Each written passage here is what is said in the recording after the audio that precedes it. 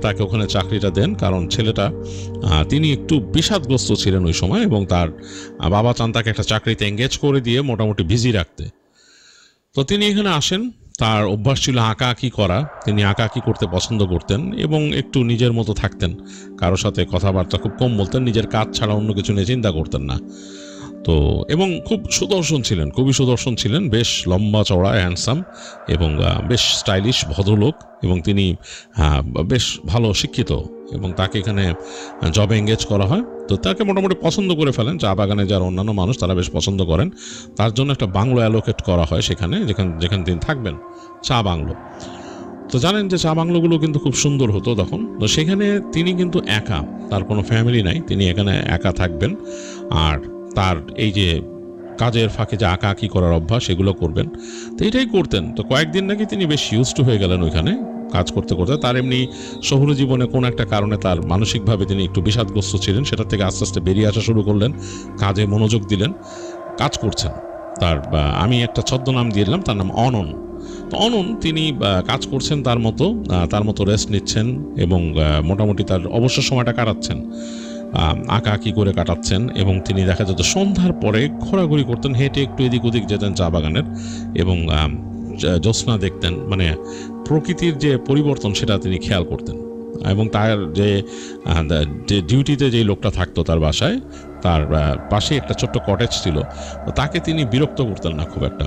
অননের একটা ব্যাপার ছিল, বেশ ইয়াং তিনি, এবং বেশ হ্যান্ডসাম এবং সুস্বাস্থ্যের অধিকারী। তো তিনি এগুলো বদার করতেন না, তাকে ছোটোখাটো কাজ নিজেই করে নিতেন, তিনি তাদের হেল্প খুব একটা নিতেন না।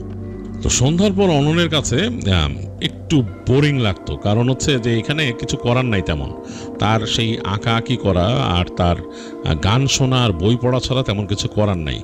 তো একা একা বসে থাকতে কতক্ষণ আর এগুলো ভালো লাগতো, এবং মানুষ নাই কেউ কথা বলার মতো। এমনও না যে তার এখানে যে হেল্পার আছে তাকে ডেকে এনে তিনি কথা বলবেন, মানে তার সাথে কতক্ষণ আর কথা বলা যায়। তো তার কাছে একটু একাকিত্ব লাগতো। তো তিনি এরপর থেকে সন্ধ্যায় বেরোনো শুরু করলেন।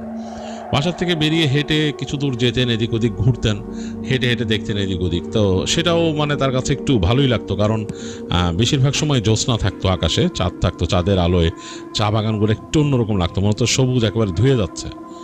তো তাকে কিন্তু তার ওখানের যে হেল্পার সেও বলছে, এবং তার অফিসের আরেকজন যে কর্মকর্তা আসতো দিনের বেলা, তাকে বলছে যে স্যার রাত্রেবেলা হাঁটাহাঁটি করেন না একা, মানে। তো বলছে কেন, অসুবিধা কি? না স্যার, মানে ভালো না, রাত্রে হাইটেন না স্যার, এরকম জায়গাটা সুবিধার না। তো তিনি বলে, আরে এখানে যে যারা শ্রমিক আছে তারাই তো থাকে আশেপাশে দূরে, আর এখানে আর কি আপনারাই তো। বলে না স্যার, এমনি তো রাতের বেলা বুঝেন না, আলো নাই কিছু নাই, আপনি হাঁটতেছেন, কত সমস্যা। চা বাগানের মধ্যে সাপও থাকে, অজগরও থাকে অনেক সময়। তো এরকম কথা বলতো। তো উনি আর ওইটাকে কেয়ারই করতেন না, এগুলা কেয়ারই করতেন না। তার একটা মোটরসাইকেল দেওয়া ছিল তার ওইখানে, তার চলাফেরার জন্য। তিনি যদি চাইতো সে মোটরসাইকেল নিয়ে দিক যেতে পারতো, একটা 800 মোটরসাইকেল। তো ওইটাও তিনি বের করতেন না, তিনি হাঁটতেন। তো প্রথম কয়েকদিন একটু কাছাকাছি হাঁটার পর তার হাঁটার দূরত্ব বাড়লো। তিনি জাস্ট, তার ওয়াকম্যান ছিল একটা, ওই যে অডিও ক্যাসেট ভরে কানে, ওইটা লাগাই নিয়ে তিনি হাঁটা শুরু করতেন।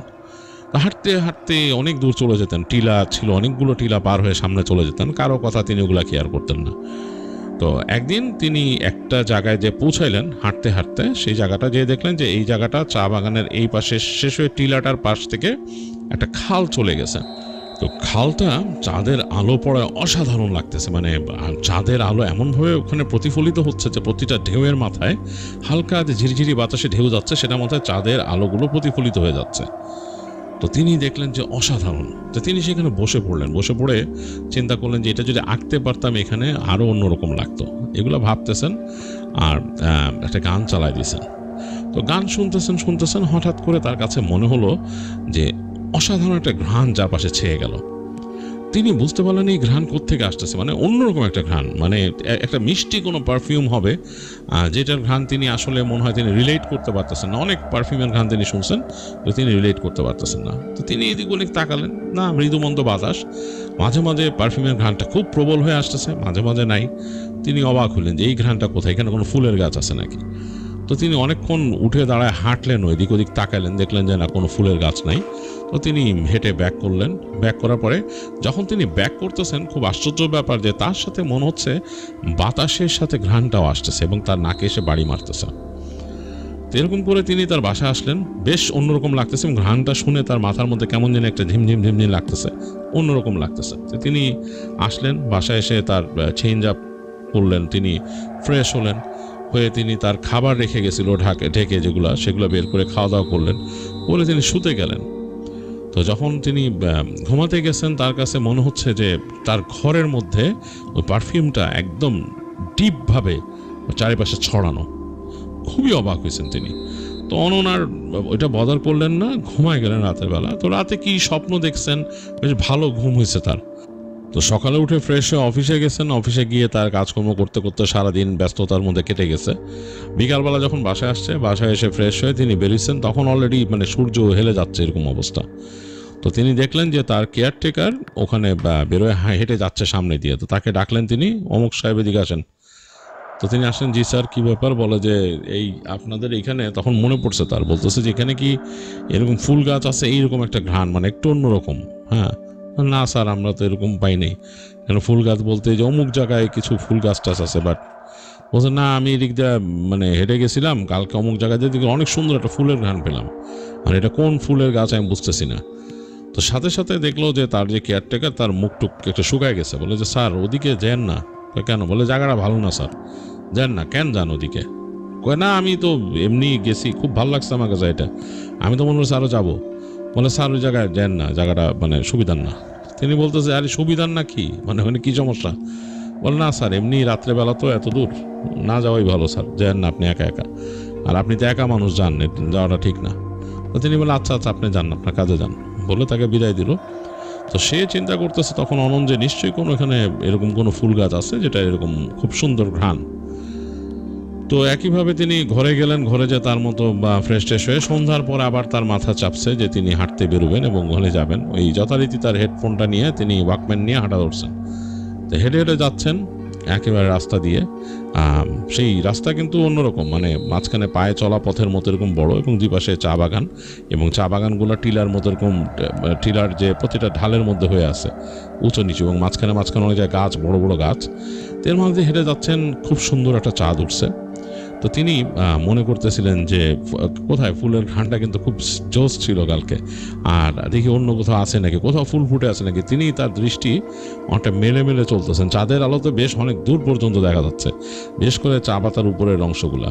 আর সাথে করে আজকে একটা তিনি টর্চ লাইট নিয়ে আসছেন, যে যদি এরকম খুঁজতে হয় মেরে দেখবে উনি, তিনি যাবেন ওই খালের পাড়েই যাবেন।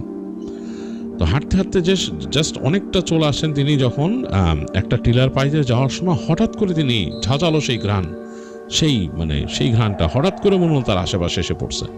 তো তিনি একটু অবাক হইলেন যে কিরে, এতক্ষণ তো পাই নাই আমি, এরকম হঠাৎ করে আসলো কেমনে, অ্যাজ ইফ লাইক কেউ পারফিউম মেরে আমার আশপাশে ঘুরলে যেরকম।